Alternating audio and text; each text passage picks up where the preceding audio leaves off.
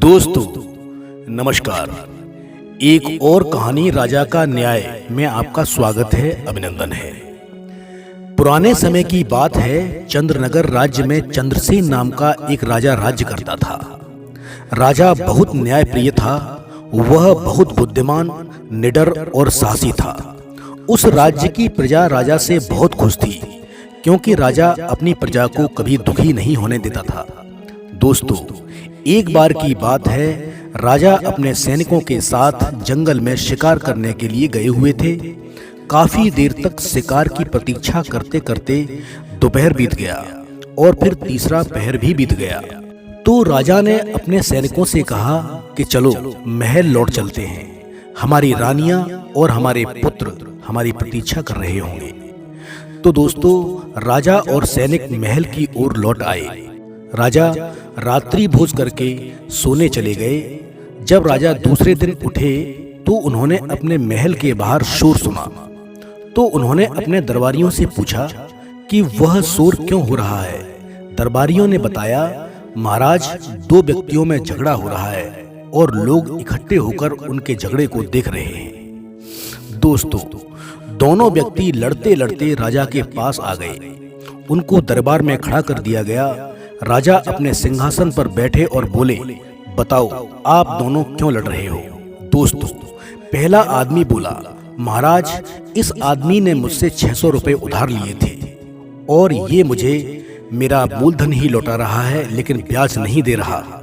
दूसरा आदमी रोता हुआ बोला, महाराज, ये आदमी झूठ बोल रहा है। इसने रुपए देते वक्त मुझसे ब्याज देने को नहीं कहा था। तो दोस्तों, राजा ने पहले आदमी से पूछा, क्या ये सच है कि तुमने जो रुपए इस व्यक्ति को दिए तब तुमने ब्याज की नहीं कहा था।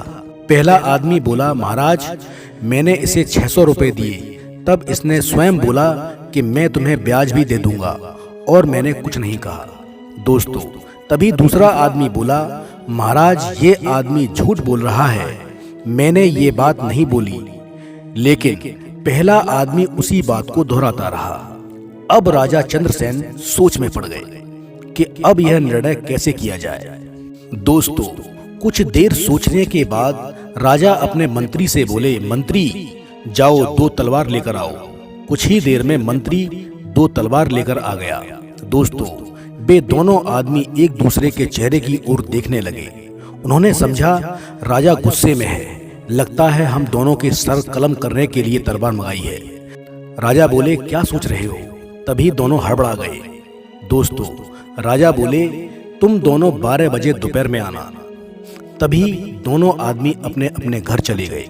अब राजा सोच में पड़ गए। काफी सोच विचारने के बाद राजा के दिमाग में एक उपाय आया।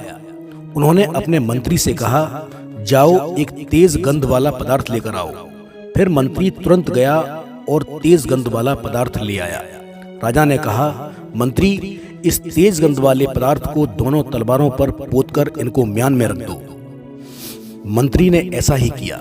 जब दोनों व्यक्ति 12 बजे आए तो राजा ने एक तलवार पहले व्यक्ति को दी और एक तलवार दूसरे व्यक्ति को दी और कल सुबह आने को कहा। दोस्तों, राजा ने उन दोनों से कहा कि जो व्यक्ति झूठ बोल रहा होगा उस व्यक्ति का तलवार तेज गंध छोड़ रहा होगा, लेकिन जो ईमानदार होगा वह इस तलवार को म्यान से नहीं निकालेगा। दोस्तों, दूसरे दिन सुबह जब दोनों व्यक्ति आए तब राजा ने दोनों तलवारों का परीक्षण करने को कहा। तो पहले व्यक्ति की तलवार से गंध नहीं आ रही थी और दूसरे व्यक्ति की तलवार से वैसी ही तेज गंध आ रही थी। तो दोस्तों, राजा ने पहले आदमी से कहा, तुम झूठे इंसान हो, तुम झूठ बोल रहे थे, इसलिए तुमको 2 वर्ष की जेल और 500 रुपए जुर्माना लगाया जाता है।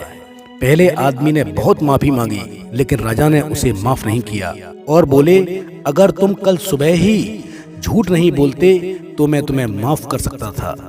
तो इस तरह राजा ने दूसरे व्यक्ति को इंसाफ दिलाया। तो दोस्तों, ये कहानी आपको कैसी लगी?